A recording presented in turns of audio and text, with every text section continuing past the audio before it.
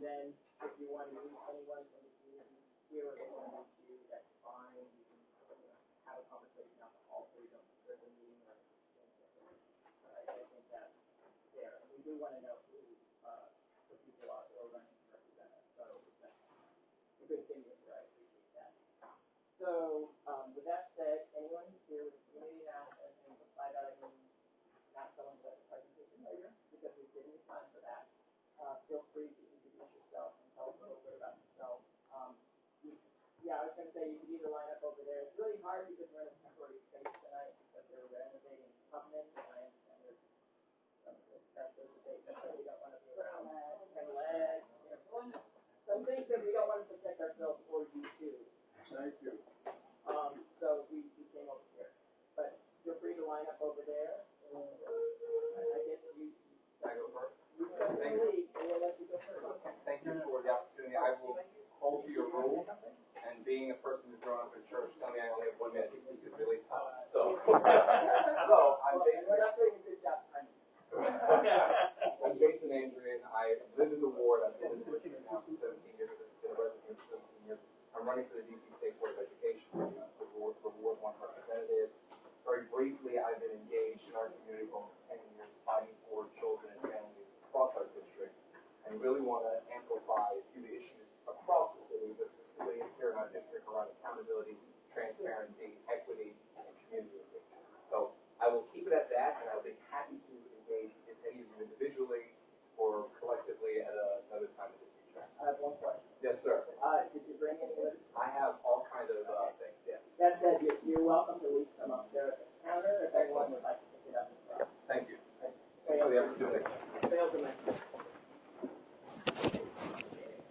Hi everyone, how you doing? Come on, we can do better than that. Hello everyone. All right, there we go. I like hearing that. My name is Jay Sycamore. I'm running for the DC Council as a progressive independent candidate. A little bit about myself. I'm a sign language interpreter and disabilities advocate. I've been living here in DC in Ward 1 and Ward 2 for the past 10 years, all along the 14th Street corridor.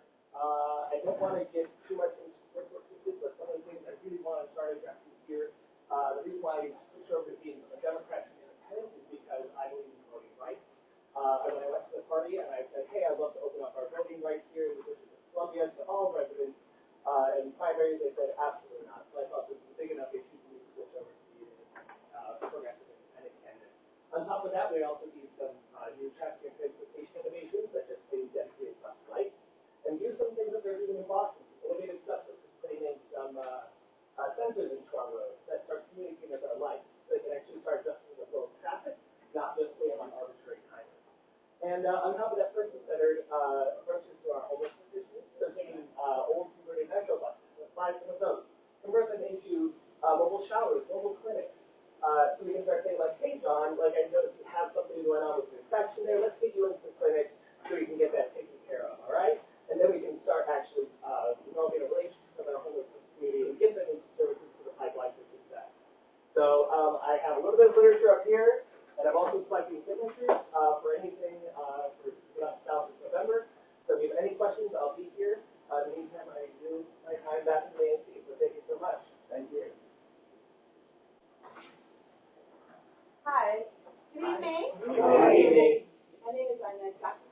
I am a new community outreach coordinator at the TRA. All right. Woo! You were excited about that. I got a heads up from Sarah that you guys are having a meeting this evening. So I told her I wasn't sure exactly if I was going to come through or not, but I'm here. So basically, I would say I'm your girl. Well, all things DCRA. Just shoot me an email, shoot me a line. You want to hear from the constituents, if you need things or there are issues that are going on in your neighborhood. Because if you don't tell us, we don't know. And we try to get everything resolved in a expedient manner. We're not going to say that it's going to be done overnight, because I can't guarantee that, but definitely we're attentive. We're here, we're listening, and we want to know what's going on.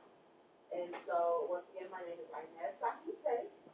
I am the new community outreach specialist at DCRA, and I work with Ward 1 through 4.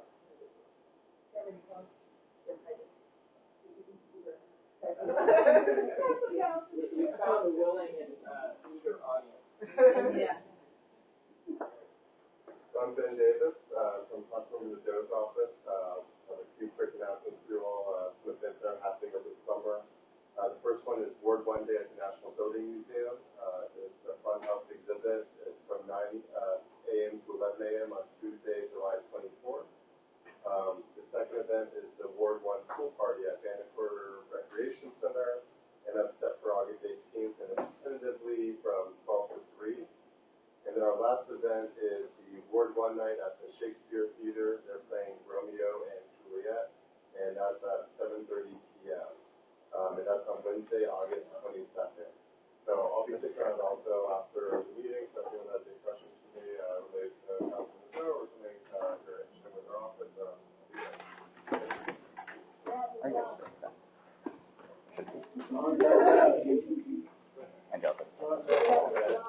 Oh yeah, John's getting married right now, so I'm helping out.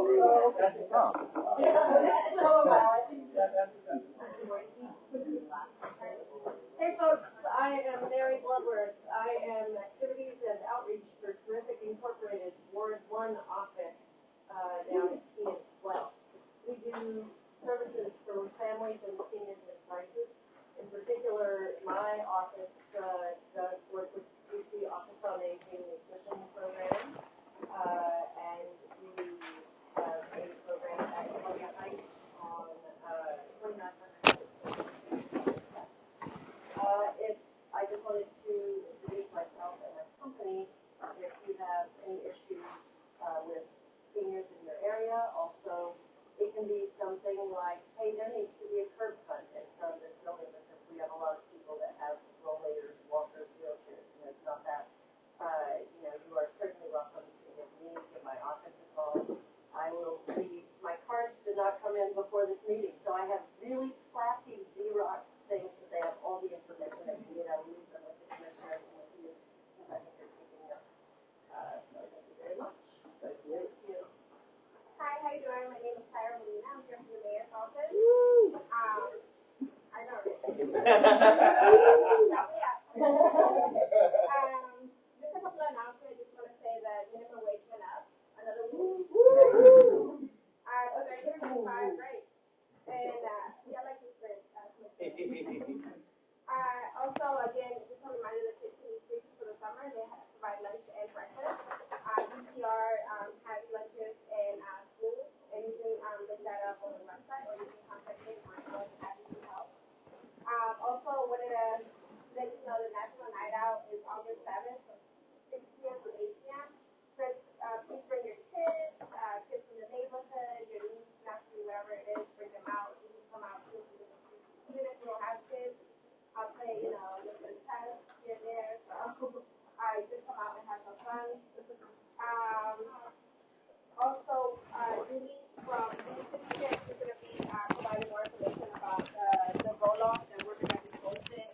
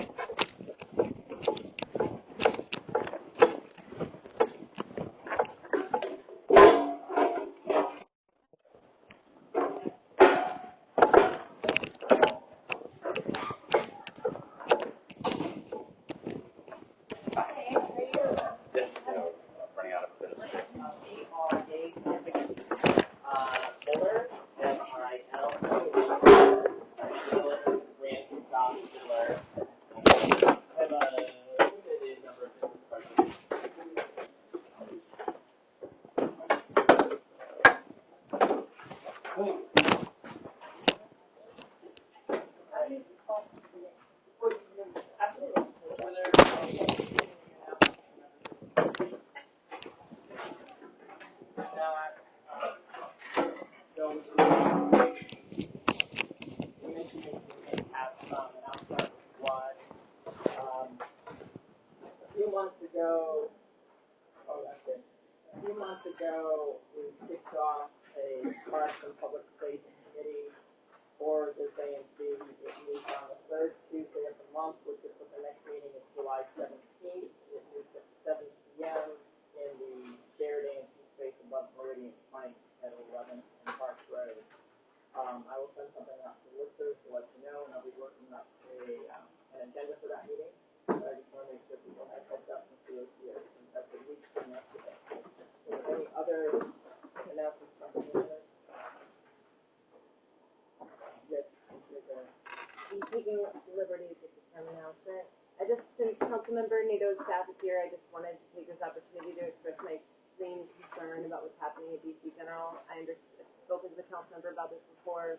I understand that she has exercised oversight, but demolishing part of the property and taking care of lead and asbestos while there are children living there is not something that we should be doing. And it's something we should all care about. It's not where I would want my kid to be, and no child here should have to go through that. Thank you, Commissioner. Any other announcements? I was just gonna fill everybody in. Kent and I went to Chairman Mendelson's public safety meeting last night. Commissioner Newsham spoke, Attorney General Racine spoke, but also Del McFarland spoke. I do that all the time. McFadden, who is heading up the Office of Neighborhood Safety Engagement, which I know has been a big concern to many people in our community, especially those who've been actively supporting the MARE Act. And I just wanted to give a little update to the best of my ability. It was a long evening, but they have opened it up. It opened up on October 31st. They do have an office. They've funded $800,000 that they've designated to a couple grant recipients in neighborhoods that they're targeting for violence prevention. They also just started their Pathways initiative on June 18th, which is taking 50 individuals and providing specialized, intensive, wraparound support services to help those individuals who have challenges that just help build them up, provide education and support that unfortunately many of our children and many of our communities aren't getting early enough. So that is in the works. They're also implementing violence interrupters in 1, 5, 7, 8, 6. And these are individuals that have connections within the community that are entrenched, that are getting in before violence erupts. When an incident does happen, working to keep it from becoming a continuing problem, keeping it from escalating after the fact, meeting victims in the hospital, and just generally making sure that they're a constant presence in the community and influencing and bringing about change in ways that we haven't seen done yet. And again, this is not in lieu of regular police patrolling. It's done in partnership, it's done to support, and it's something the city's hoping will hopefully lessen the need for arrests and hopefully mitigate some of the violence in the community. But it is important to point out that this is part of the process, and it has only just begun. So we're hoping and looking forward to some great changes coming forward. Thank you, Commissioner. Let's move on to committee reports. Is there anything from the education committee? No, still not. Love it. Transportation committee, I know Commissioner Martin, do you have an update? Just that we had a great meeting with VDOT on a number of transportation issues that we speak. We want you to know that we are fully aware of all of the transportation issues and problems, starting from Florida Avenue, Florida Avenue, up through Spring Road. And we are actively working with VDOT and also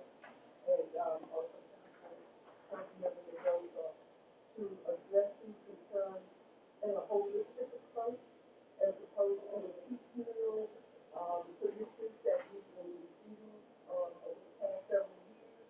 And you know what that does is like a balloon squeeze one thing and it's going to pop to the next thing just to solve the problem. So we're looking at long-term solutions, but I want you to know that we are working very hard and we are taking some very hard lessons in support of the community. And one of them, and then I talked to our mayor, Bowser, 2 weeks ago now,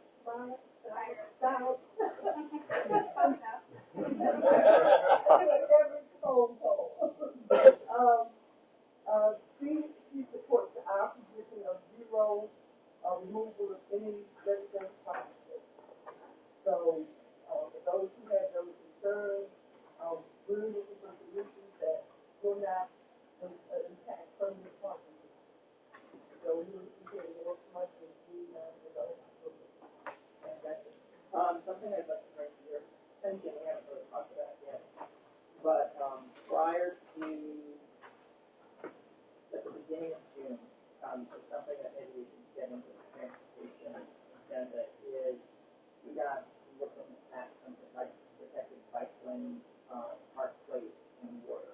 Preliminary, so it's not something that's going to happen imminently, but I should get the. Yeah, that should be a part of the whole, actually the whole volume is one page. Right. This is what exactly you impacted. And also we're working with ANC 1 not a single issue because we're closely connected. Right now we don't extend past spring road, and the problem isn't beyond spring road. One of the biggest concerns is that they'll just put a lot of money into an express bus route for 14. But an express bus route to a 20-minute jam is not the vision that she has as permanent for that express bus. So we're really working hard to resolve those quickly. Thank you. Wonderful. Then let's do a public safety report on that. All right, well, we'll take what you've already shared. We'll move on to presentation. Well, I can tell you exactly this. Okay. So actually, for those of you interested in finding some tools and skills to address community issues, we're just about having a 2012, we're actually planning to have a 28 in October, where you can get some skills in nonviolent communication, de-escalation techniques, and it's going to be a few hours long, but we are actually looking for the community to help us create that agenda and meet regularly and love your help and after this meeting and how it works. Thank you for that. We're moving on to presentation with Lieutenant Connors. Thank you for coming. Yeah, sorry, I missed last month. So just, real brief, where we're at year to date, we do have a slight increase in violent crime, 12%, which stems mainly from robberies. There's a 12% increase in robberies. So that's something we're working on. Success that we have right now is a pretty big reduction in property crime, in particular burglaries. So homes being broken into are down 67% year to date from last year. So we have had the success of property crime, but clearly the uptick in violent crime from last year is an area of concern for us. So our main focus right now is just trying to get officers on mountain bikes, segways, scooters, foot feeds. We're just trying to get as many officers out of cars as we can and spread out. So that's our main summer agenda. While the weather is nice, just get that visibility out there and get people out of vehicles. So this is kind of where we're at year to date for crime. Do you have any specific concerns or questions? I had a recommendation. Perhaps, and I mentioned it at last month's meeting, we were not here. Yeah, sorry about that.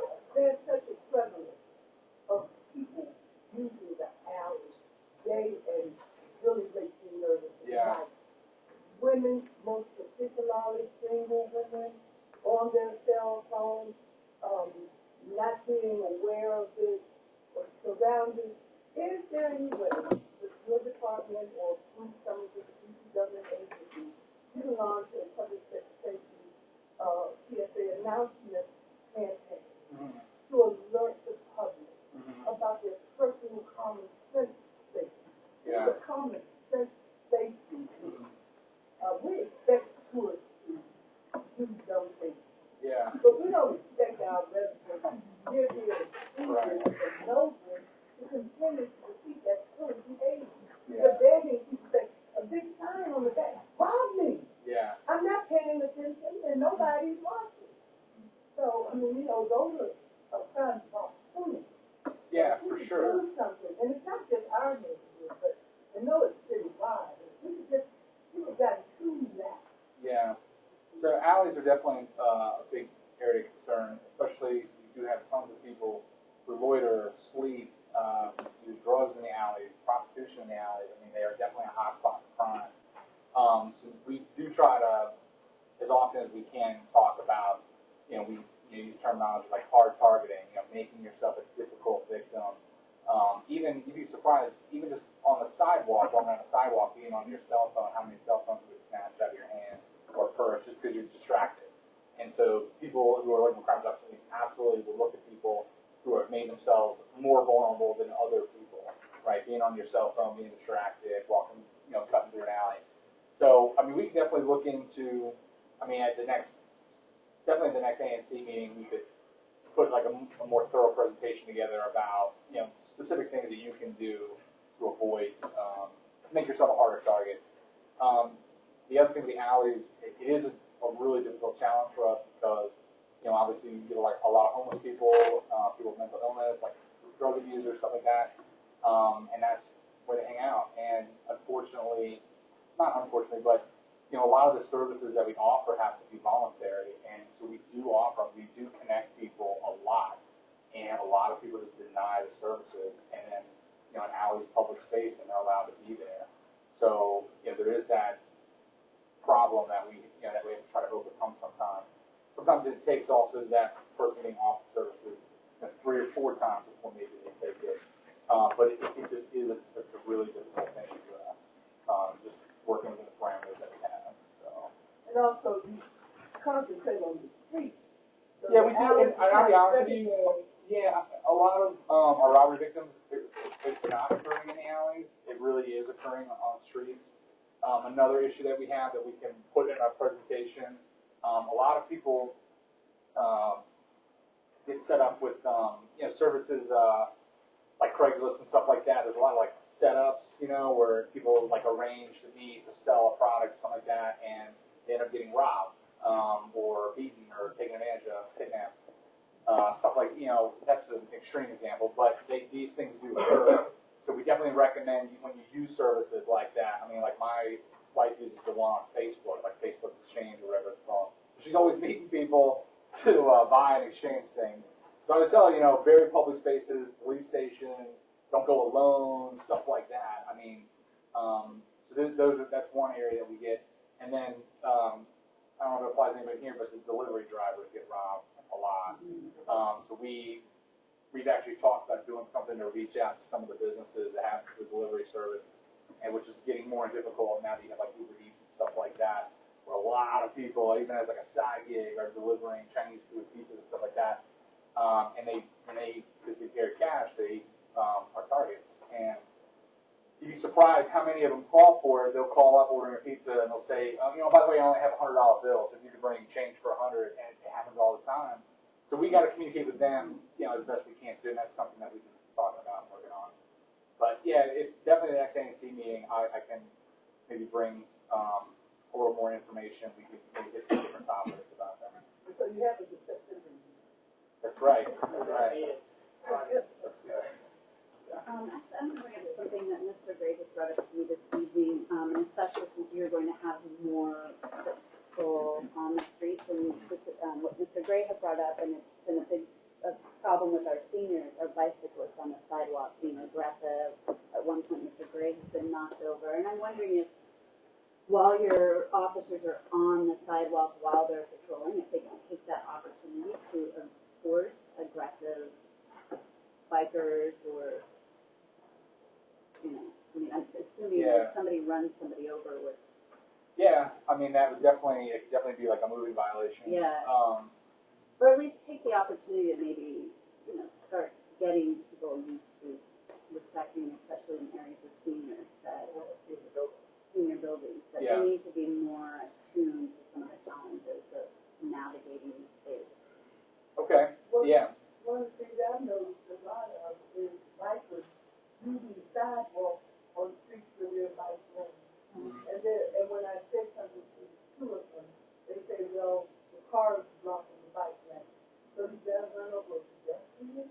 Yeah. I mean, it just makes sense, their rationale, but they're thinking. I know this city is like really biker friendly, so it is annoying that they would be on the sidewalk to begin with when we have so many bike lanes.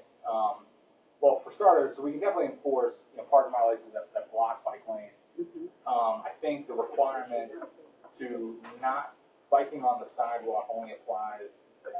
Look at the map; it's mainly downtown. The downtown area that's Yeah. prohibited, but I'm also, and I would say a majority of bikers are respectful, and so, but this is, specific incidences, and especially around our senior buildings, where you do have individuals who aren't being as respectful, and are being aggressive, and trying to get from point A to point B. So I think maybe just. If we have seniors crossing the street coming from Jive, crossing 14th Street, buses and cars will stop. But you pass the bus and cars and the biker knocks you down. Yeah. Because they don't stop for nothing. Yeah. Yeah, you're right.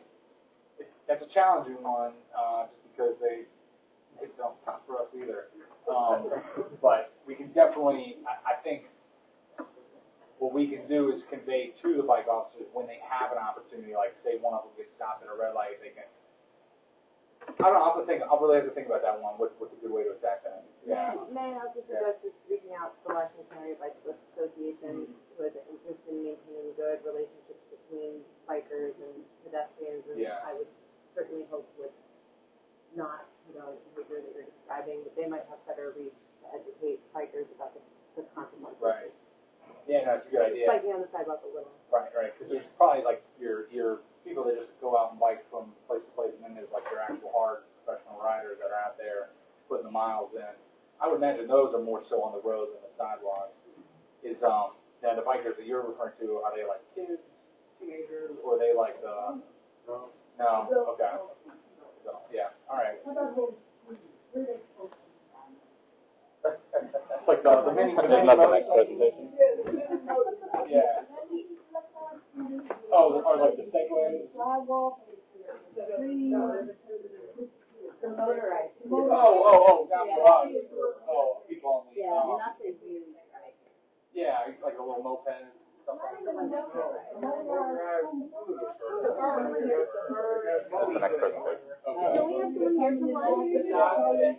Yeah, those. Not them. I don't think those are regulated. If they're here, they feel really awkward right now. I'm just trying to figure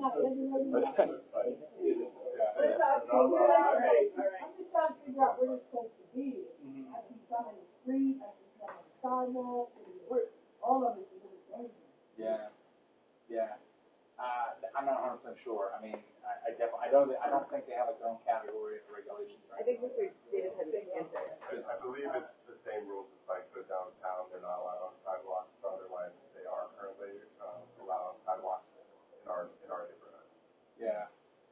And what's challenging about like even these motorized scooters, the bikes, something like that, is because they're allowed on the road, and if they're on downtown, they're allowed on sidewalks. So a lot of them will go back and forth between the two. Whatever's convenient for that particular red light, or so then you get a lot of weaving and right. And it is. It's definitely a challenge. I'm gonna have to brainstorm on that one.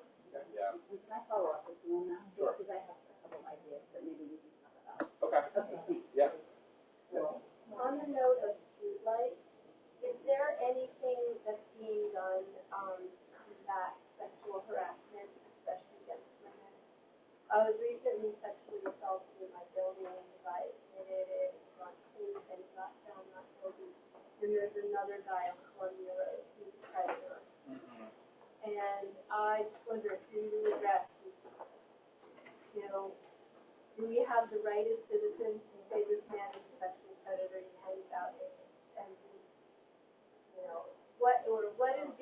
one to address the hideous sexual harassment that happens, for example, on Columbia Road.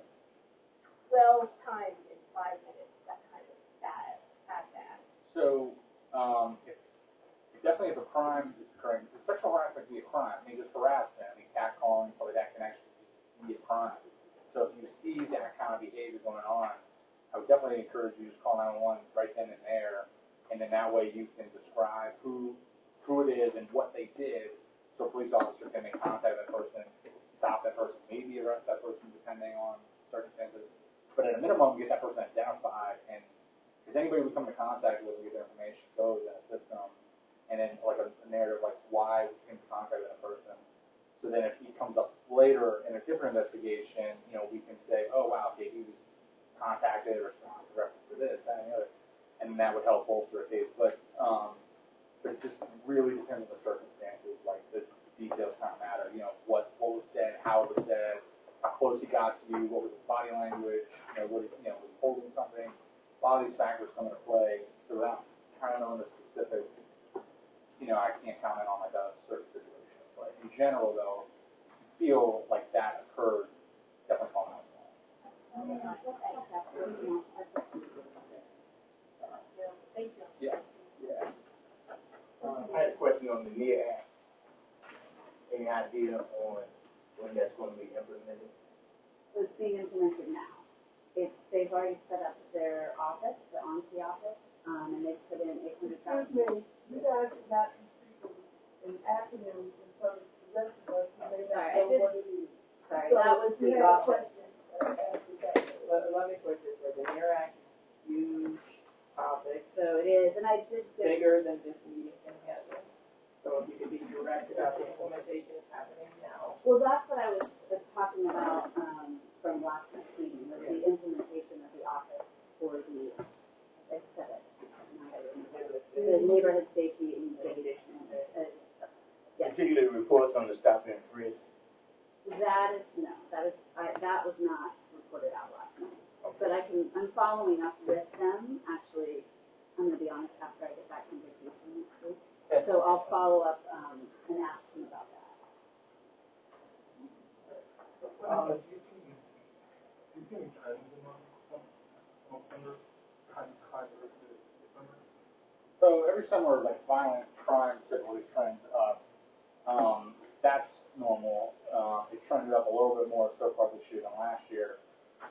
But in general, there isn't like I look at the 409 crime stats, there is not like that specific pattern of anything like that. It's actually very kind of makes it a little more difficult for us in the sense that it's not like a certain area or neighborhood or anything like that. But that's the summertime, you're going to get an increase in crime. There's just more people out. Stuff like that. How about the people who are committing the crime? Demographic trends, getting schools out.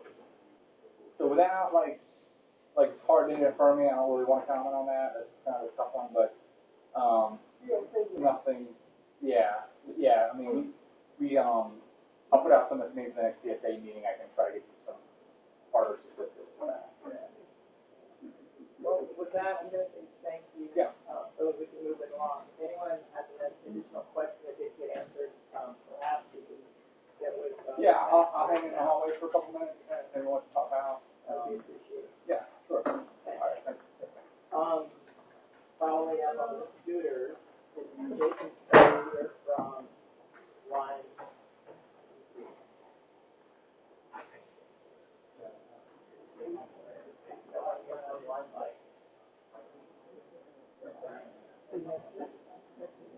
Yes, you didn't get that? Julie Lawson. I'm here. Fantastic. Come on up. You're the next contestant.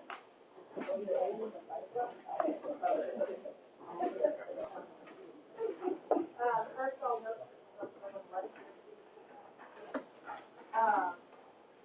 hi everybody. Hi. My name is Julie Lawson. I'm glad to be here tonight to introduce myself as the director of the Mayor's Office of Clean City.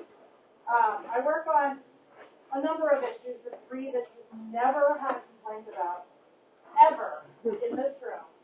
Trash, rats, and dog food. So the main reason I'm here is very briefly to announce that we do events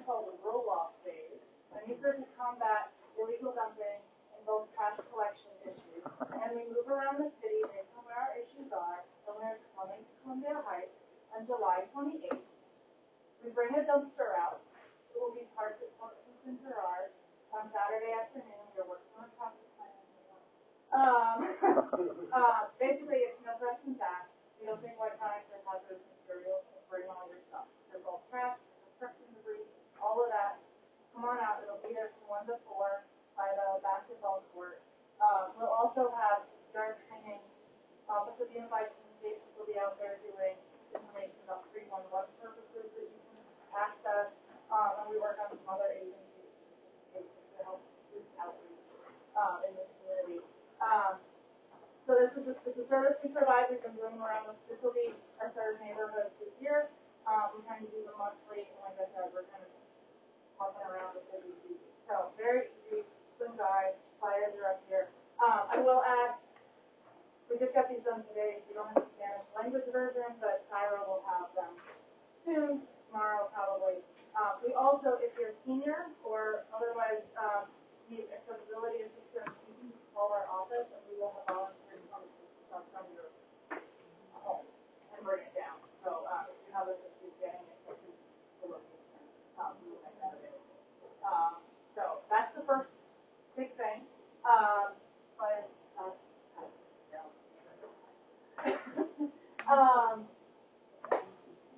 The second part is that my office really focuses on, as far as events also go, you are the first group that I can announce this to.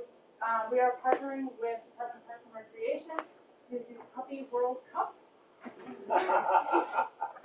You may recall Puppy Bowl that was located in this building this past winter. Had 500 people turn out to watch puppies frolic. This next Saturday afternoon, we will be back in this building where they will frolic with soccer balls. We know everybody will come. This is also the debut of the physical piece of our new dog poop campaign. We have partnered with the Humane Rescue Alliance, which is our animal shelter. Pride is picking up. So right now, this is on social media. Starting in a couple of weeks, we will have banners up at all 12 of the PPR-run dog parks, reminding people to be neighborly, take pride in their city, pick up after their dogs. We are also installing 10 pet-based bag dispensers around the district. One of them will be actually located here at this facility. And so we're trying to really encourage people to pick up. So we'll be rolling all of this out next weekend at Puppy World Cup, which we'll all participate in. In our neighborhood, we have some unnice neighbors who dump their poop after they pick it up into our neighbor's tank. And that, I just don't get it. And what can you do about that? Because then you open your trash can, there's the bin, and now you got to get it out in order to put your trash bag in there. Yeah. I mean, it's getting long, and what can we do? So that is part of our outreach effort, and we are working with the dog walking community, the companies that have hired dog walkers. That's, like I said, Humane Rescue is pushing this out to the adoption events in their channel, and then with the mayor's office, we're talking about it, not only to pick up, but also to properly dispose it, making it so you in your own can, or putting it in a public can, and and then we're also, I will advise, we're reminding our friends and partners in Woodward to be more thoughtful about cleaning out around the liners of the cans. This is a project, but it's a multi-step method. We're starting with the people picking up and then proper disposal. Are you sure putting it in a public litter process? I kind of see that as a thing to do for rats. Well, in theory, they're collected every night, and if they're not collected every night, that's a separate. The reason I ask that is because, well, I think you alluded to it. It doesn't matter if it's your household waste or the litter can. I think the contract pays for the job and not for us, and not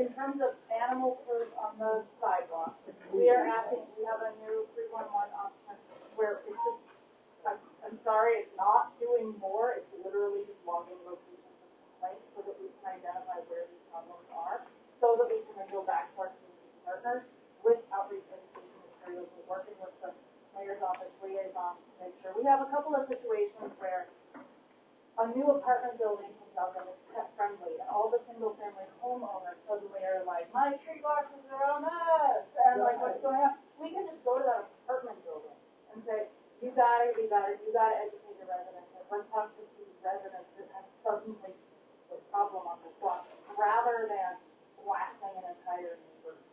We're trying to be really strategic about where is the problem.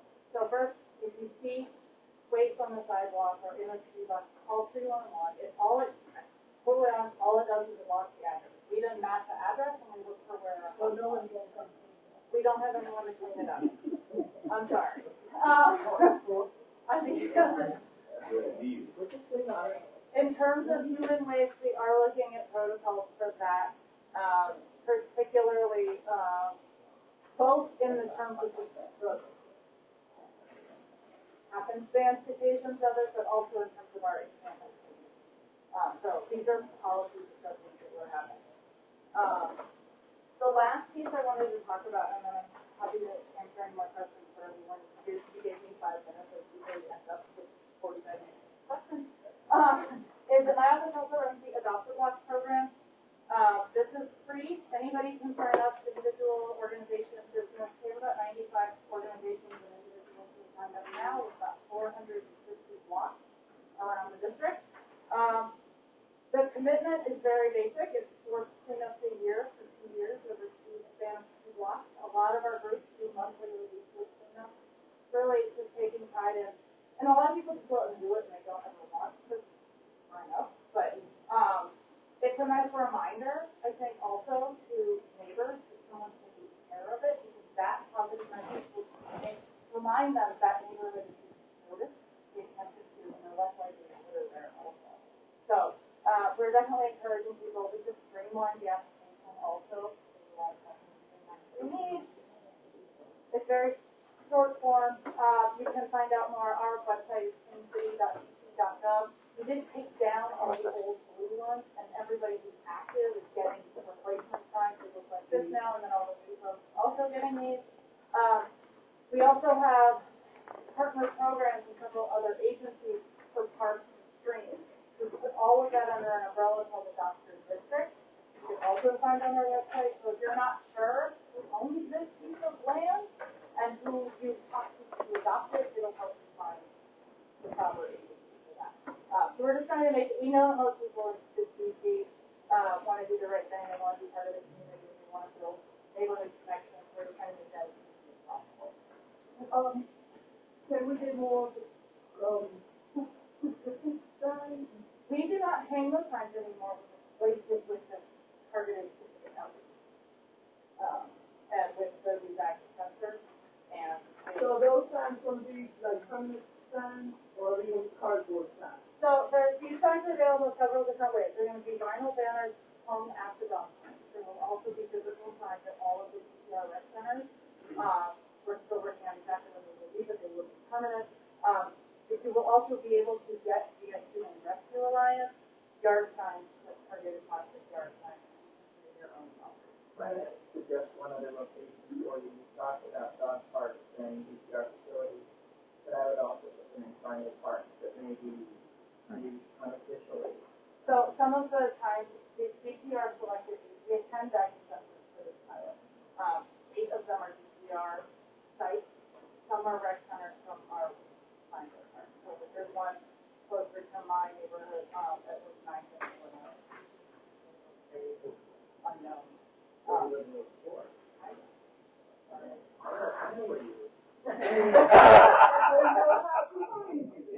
My son is a proud alum of Apple Tree Columbia Heights.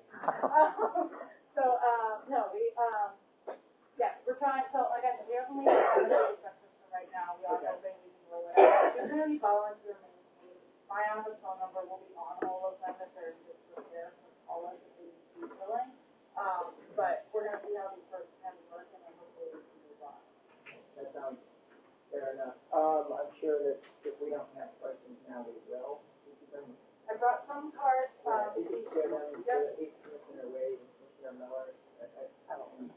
anyone else at one point. I can forgo it, and I'm sure I can get it from them.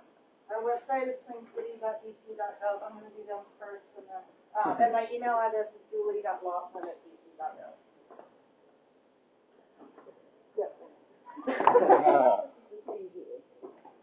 There you go. If there's one or two questions, you can do that. Yes, ma'am.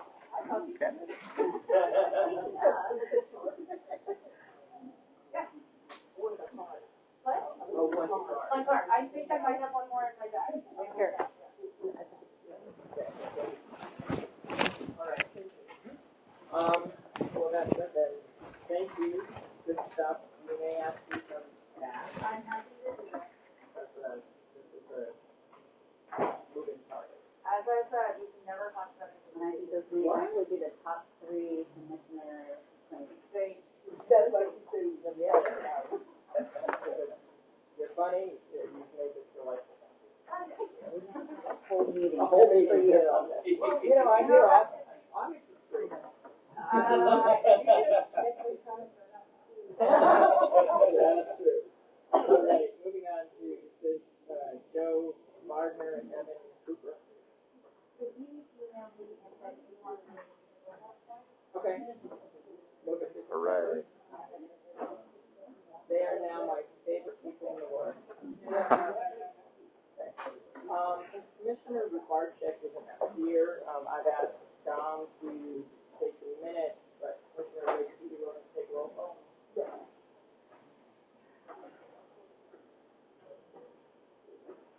Single member District 1, Area 01, Valerie Barron. Present. Single member District 1, Area 04, Doc Montgomery. Single member District 7, Karen Palmer. Single member District 1A10, Rashida Brown. Single member District 1A02, Vicky Wright Smith. Single member District 1A08, Christine Miller. I'm sorry, 105, Christine Miller. Present. Single member District 1A08, Kim State. Oh, yeah. Single member District 1A11, Dottie Love Wade, yes. Single member District 1A03, Zach Rossi, no.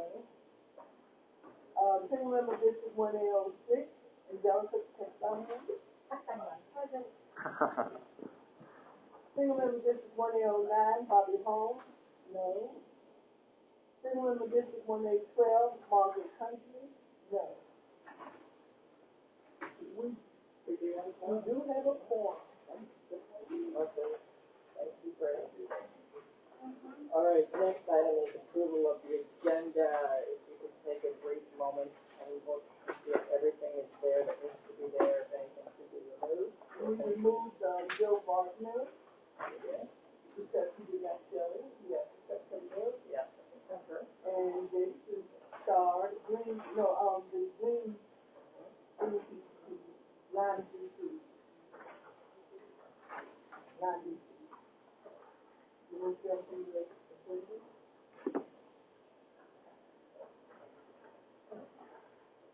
Any other changes? Hearing none, I would move to approve the agenda as amended. Second. All those in favor say aye. Aye. All opposed? Abstentions? Motion passes. The consent agenda, the items we have tonight are approval of the prior minutes for June, approval of amended quarterly financial reports for quarter 3 FY17, quarter 4 FY17, and quarter 3 FY18. So it should probably be amended, as in I think we've already approved earlier versions. Letter of support for DDOT public space request for the ADA lift at 3365 16th Street. A letter of support for Food for All Foundation Cancer Awareness event at Richmond Road site on December 22nd. A letter of support for National Night Out also at the Richmond Road site at August 7th. And a letter of support for Art and Garden Event Project at One Starry Garden. Which will probably be in 2019 with the grant process is going on now. So we, approve the consent agenda as presented. I will second. All those in favor say aye. Aye. All those opposed? Any abstentions? I love it when I move that. Official business, we have 3 items. The first one is grant request from Ernest Johnson for the Park Boys Place back to school. Grant, Wade, if you mind, for recent. Oh, yeah, you did? Well, actually, I'd like to give that opportunity to, if you would like to, for, Well, the grant applicant actually never, despite this being in my district, never approached me with any information about the grant or the request, so I can't really speak to it. I do have some concerns, but if you had come to me first, I might have been able to present this. Well, this is. Okay, so. So go ahead, I'm not familiar with the request, so although I am familiar with the event. Mr. Johnson, could you walk us through the request? Yes. Maybe a item under action. Yes, Mr. Burr, we sent all of the provision of the grant request, pretty related, so. No, I saw them, but I'm not familiar with the specifics. We never spoke about it. Well, that was the specific that we sent. Okay. Communication that went out, did not recognize vaccination commission 1A, and it's being money that we're expected to distribute among our constituents. So it's really very important to us, anytime that you do support your activity, that you get that recognition, not for us as a commission, but for us as public officials in the public fund. So that was my major concern, and Ms. Johnson did respond to it and indicated that it was the oversight was just on my voice to fund part. We had that occurred in the state, so I'm to do well. The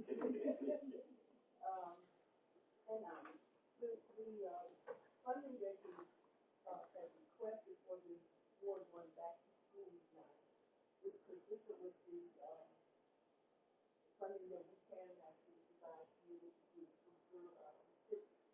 So they have requested $600 to rent 10 chairs and tables, and also $600 to invest flyers and that.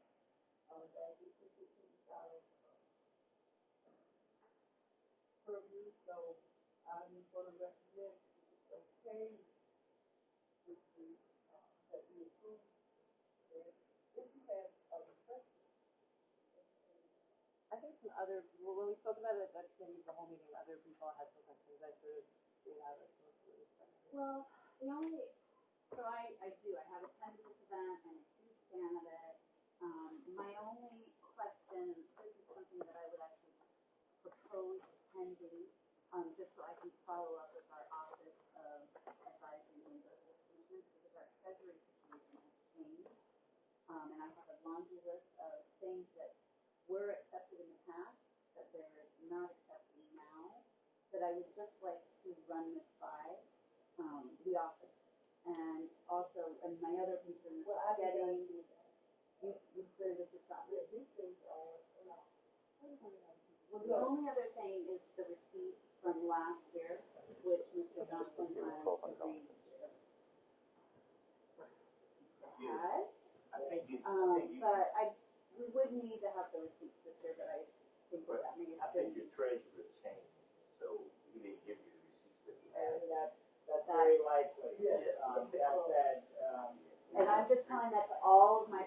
Because normally when I send in the receipts, I send them to the chairman. I also send them to the driver, and I also send them to the treasurer.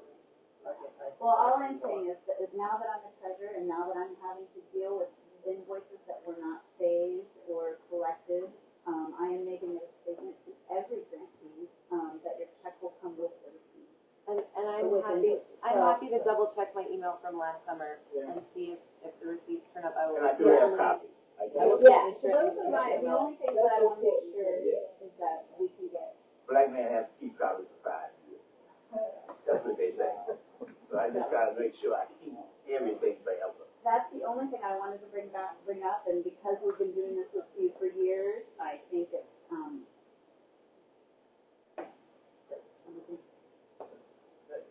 Just so you know, you're not the only one.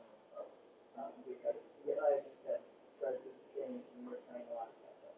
Some documents that we thought we had, but maybe we didn't.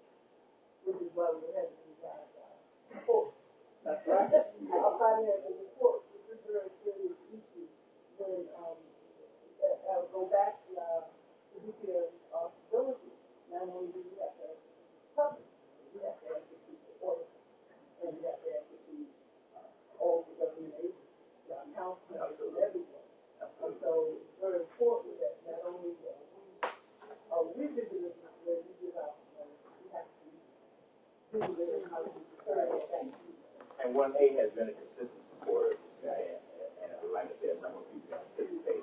And I just had an experience, I guess, about 3 months ago with SunTrust Bank. I had to use a receipt for 7 years. Fortunately, I had.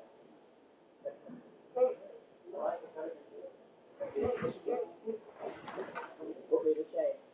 So, any other questions on this grant?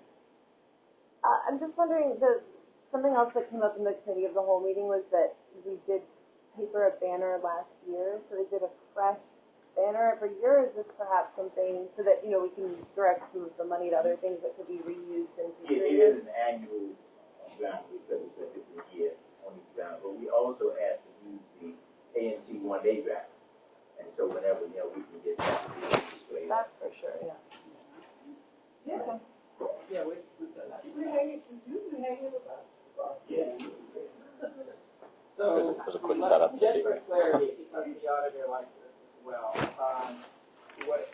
there hasn't been a motion yet, so when there is a motion, could it, specifically list what the. Absolutely. Okay. Fantastic. Are we at a motion? Or are there other questions?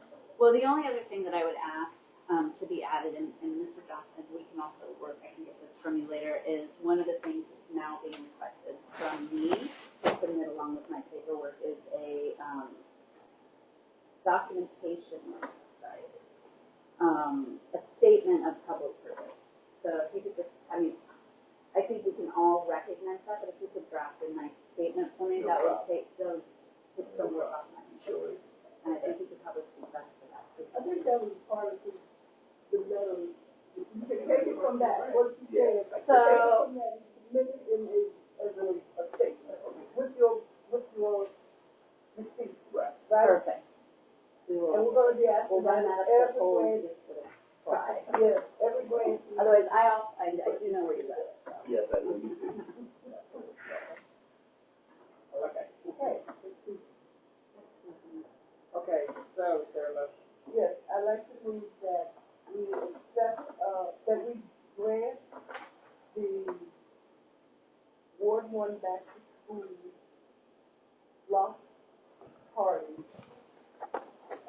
$1,200 for the purpose of renting tents, chairs, tables. For $600. And the event flyers and banners for $600. Okay.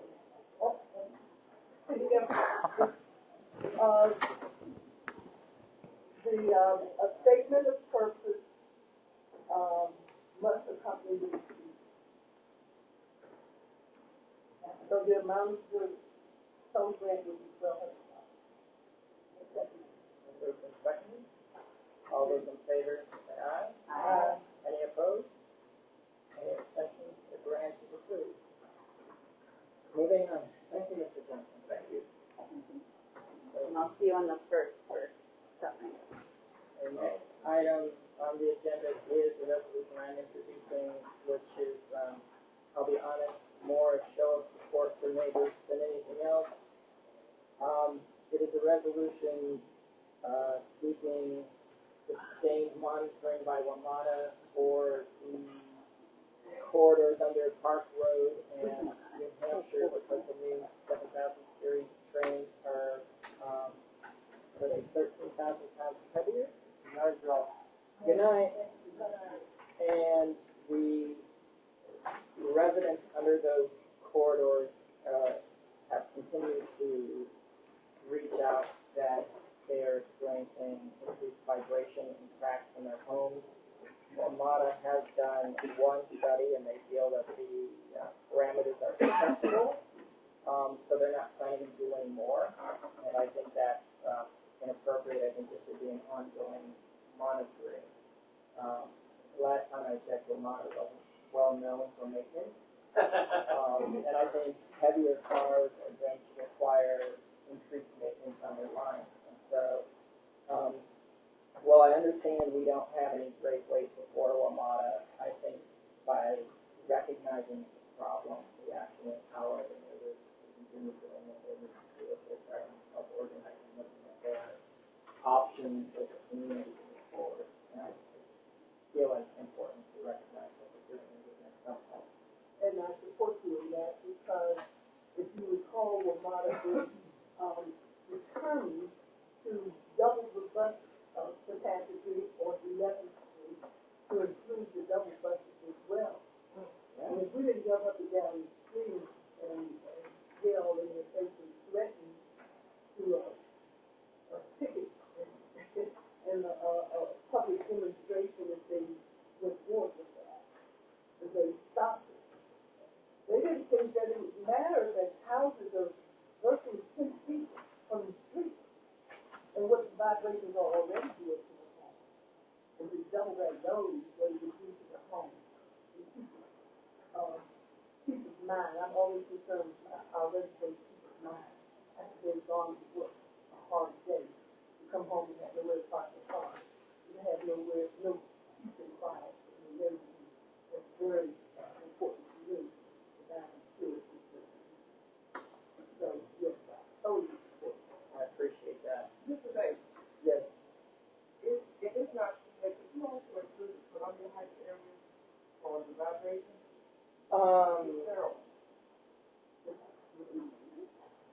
I'm trying to see if I specifically listed.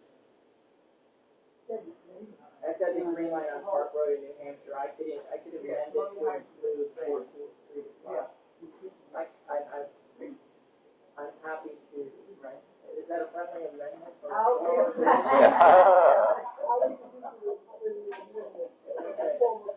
Thank you. But yes, I'm happy to do that. Also, the residents who are self-organizing for this, could you share their contact information? My home is also impacted as well. Sure. What I'm happy to do is connect you with the one person that just brought this to my attention the most. I don't. But absolutely, because you may have additional residents that want to get involved. So, absolutely. Okay. Any other discussion on this? Then, since I'm introducing it, I will move that we pass this resolution with the amendment that including 14th Street or language that would represent all in C1A as appropriate. Yes. Moved and seconded. All those in favor say aye. Aye. Any opposed? Any abstentions? Motion carries. Thank you. Last item on the agenda. Yes, there is lighting in the tunnel. Request for a letter of support to raise or demolish 3601 14th Street. I don't know. Thank you for coming. I know we have questions and we don't really know much about this. So thank you. Thank you very much, Commissioners. My name is Sharon Goods, and I'm the owner of Influence Ventures, which is a real estate development company. We've been in business now for 11 years, and we did 1821 Newton, which is not far from here, over in 13 New Hampshire, 1125, 1123 Moore Street, Northeast. We're developers who try to bring value to the community, and we're happy to talk to you today about building the construction of 3601 14th Street, which we can redevelop by right, but we're going to raise the building. I have an architect with me, Mr. Foster, and Jeff and Ray, and I'll be the Vanna White today.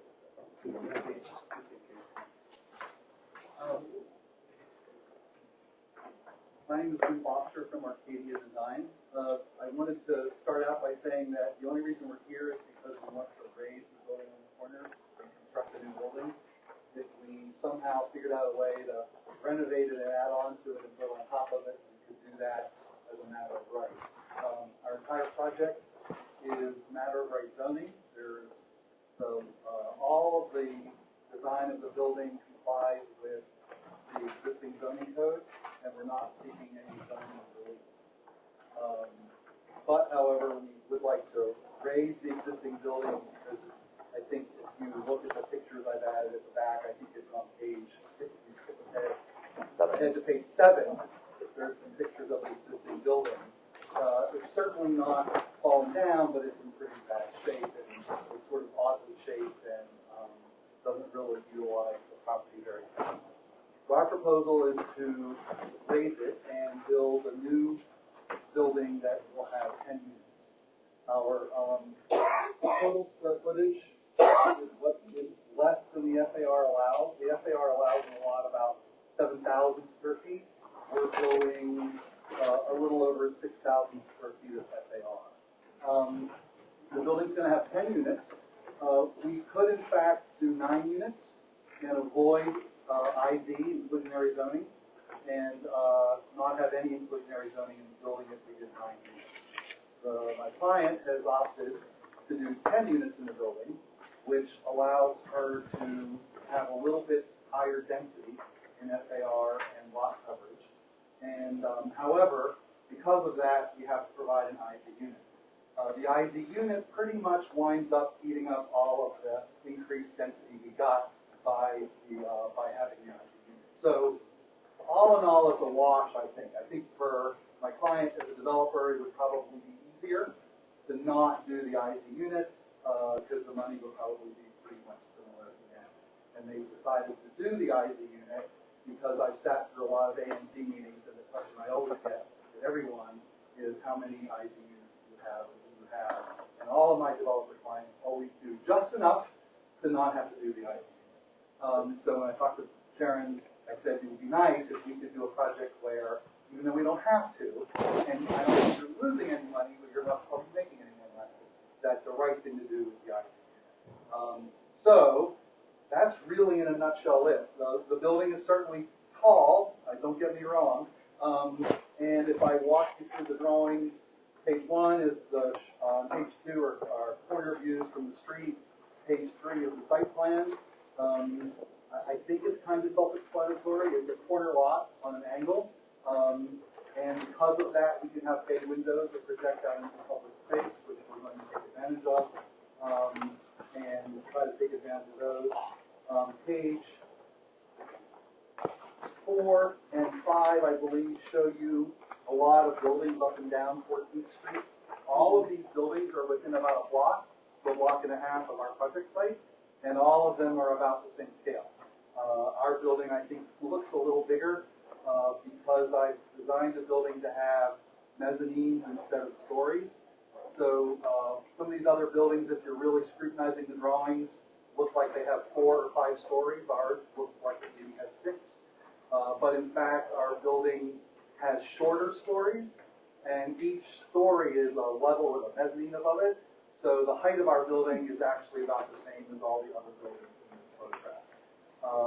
We did introduce a lot of glass and to sort of keep it as light and airy as possible, but also red brick and mullion windows to sort of maybe give it a balance between modern and traditional. So that kind of gives you the context. The page 6 gives you a little bit of an aerial view because we do have a penthouse. By law, the penthouse has to be set back proportional to the height. Our penthouse is much lower than we're allowed. A penthouse is allowed to be 12 feet. Ours is about 9. So our building is not as tall as the height allows. The height restriction to the neighborhood for our MU4, which is this, is 50 feet. And then the penthouse would be another 12 feet. So this building could, in fact, be 62 feet. And we're almost a full story below that in the total height of the building. And we'll have some green roofs on the top. Partly that's because we want to, partly that's because we have to, because I don't think we have enough lot area to provide all the things. And then the last page is the picture of the existing building. Finally, again, I mentioned this matter of right zoning. We only are required to have 2 spaces on this property. We could, in fact, do 1 by offering car sharing spaces, but we're going to go ahead and offer this space. But we're no curb cuts. All the parking will be off the alley, and there'll be no curb cuts on the front. The only thing that might be notable is that we're going to have because we have a corner building. I personally thought it would be a nice idea to take advantage of that. So we're not only having an entrance to the building on 14th, but we're also having an entrance to the building on Paris. So the building will have, instead of 1 entrance on one side and a big blank wall on the other, which we'll probably see in a lot of newer buildings up and down the street, ours is going to have actually 4 separate entrances. So there'll be a common entrance on 14th Street into a lobby that goes up into parts of the building. But then on the Perry Street side, we'll have a second entry up to a stoop and in the building, and then also 2 entrances down to the cellar units. I believe that the building will be nicely animated with lots of front doors instead of a big blank facade on the Perry Street side. And I'd like to submit letters that we have to neighbors, that neighbors connected to our building, submit a letter of support along with the neighbors that are on either side and in front of the building. I have a couple of things, if I may. Yeah, absolutely. And we can be quick. First, I can tell you come to a lot of ANC meetings. Thank you for taking care of walking us through the things that come up most often. And I'm glad you have the letters of support because this is across the street from my district. It's not actually in my district, but the commissioner whose district it in was not able to participate actively, so I did some of the historic research, and I'm hoping we can dispose of this matter rather quickly. This building actually has some pretty serious historic significance for the Jewish community in Washington, D.C. It was a ritual bath for mikvah, which is a culturally significant site. And Chairman Bass and I reached out to the relevant historic societies. Don't get too nervous. Nobody's challenging. And then nobody's challenging the historic preservation grounds. But the Jewish Historic Society of Washington, D.C. is interested in, before any construction happens, gaining access to the building and seeing if there are any items of historic significance or if they can photograph. Didn't mean to scare you there, yeah. But I'm hoping that that's something that we can. There wasn't, I am sad to see the building go, and it would be nice if it could be restored, but the relevant societies didn't think it rose to the level of trying to preserve the building, but they would love to be able to preserve the cultural heritage items that may or may not be. There's nothing there, but you're welcome to come But even in. the architecture might be significant to them. You'll see that it's been converted by the previous owner's physician who unfortunately got Alzheimer's and he's already kind of close to us, but he had converted it for the use for lower income people to come in to receive services for drug abuse, and so converted to office. Okay. So you're welcome to come in and we can talk to you about this. Anything you say. Yeah, I mean, the only one here who knows anything relevant about buildings is Kent. I just have the. I would say it may be one of these things where understanding the original built the house and then converted to the bath and then converted to the office. There may be something there that interest that we wouldn't catch if we walked through the building, but maybe things would. So if we could provide, I think we could provide some yeah, access. that's great. Sure, and I will say one thing, and again, probably not real significant, but I do know that handrail is going up to the building, so I started to go with that. So still somewhat big.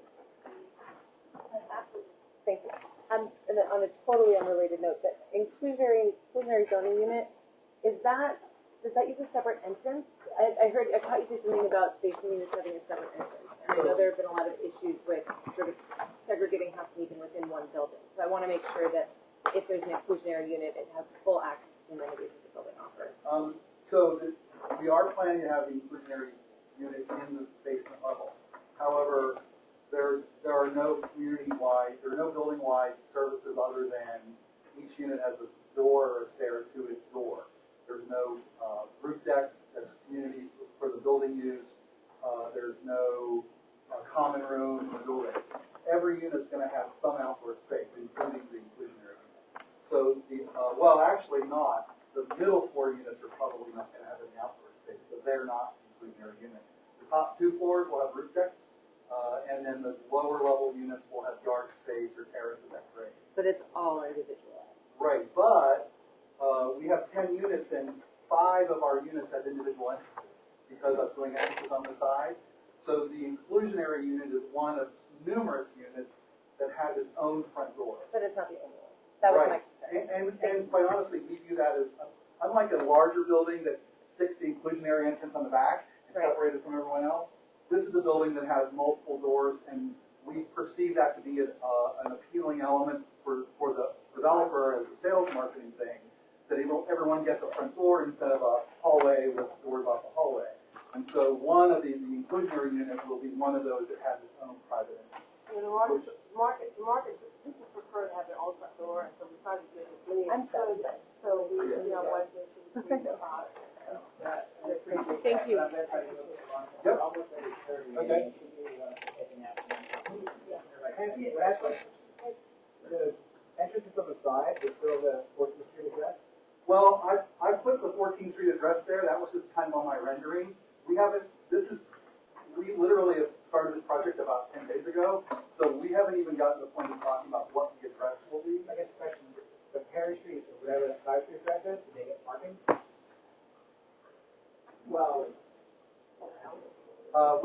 we're happy. Parking's not an issue for us. No, We're happy to make the address, the official address, only 14. That's not an issue for us. Well, would that become the post? DC. The building is supposed to only have one side, so it doesn't really matter. And then yours is on that side? Oh, okay, I can speak to that. I have done a project through DCRA has a address division, a person at a committee or an office in DCRA that approves and assigns addresses to properties. And if you have an empty lot, or if you have a building that has one address and you want several. So if you're 1600 and the next building is 1604, they can give you 1602 if it's available. They can, in fact, I suppose, give you, but I've never done that. We would theoretically do 3601 14th, and the doors on the side would be Unit A, Unit B, Unit C, that kind of thing. I would prefer you to do that. Yeah, and we have no problem with that. Our goal is not to have separate addresses, but just to have a separate entrance. So, And my question is real quick. When we get these notices about only going to raise buildings at a time, I think you probably first one down to the company. So you wonder, really have to come here, or what's going on here? no, we don't. I mean, You're being nice. We appreciate it. I learned my lesson that it's better to be proactive. Can't tell you that I had projects that we didn't go to the ANC and then came up later and the neighbors got upset and then it looks like they're hiding something and then it never ends well for anybody. And also, I live and work here in the community. I'm already in community with my other business, so I used to be an elected official here in DC, so I kind of respect the process. So that's why we said, let's go to the ANC. Let's go with letters. We do letters to the community. But we wanted the neighbors to know because, I'm a neighbor, and so I want to go into an So that's why we did what we did. No, and I think there's value to the process. I know that you don't need our approval to raise this. I know that you don't need our approval to build this, that it's all very right. You want a letter of support. I applaud you for asking for that, because no one's really ever asked for that before. Never seen it. So you can go home and rest well tonight. But it also allowed us to have the conversation that we would prefer to have with people, like, would you be open to photographs or observations, because we don't want to lose anything relevant to the community. It opens it up to the address question. These are smaller things that don't cost you any money to do what's right by the community. But thank you. Thank you very much. Thank you. Well, I guess if they want a letter of support, we're going to have to make the motion. You would still like a letter? I'll move to support. Okay. With the understanding that we've come to. Yeah. But not at all concerned. So I'll just move to Okay, look for a letter of support. Commissioner Barron has made a motion motion, if I can paraphrase it the way I'm thinking I'm hearing it, to provide a letter of support that also states that, a preference for one address, and, acknowledging with gratitude your ability, or your willingness to let the society come in and take a look around. Those two things. Yeah. Somebody has to Yeah, because I didn't second, I did that first. Yeah, because I thought she was making. She was making a motion. I can't second my own motion. Okay. Yeah, so, Commissioner Barron made the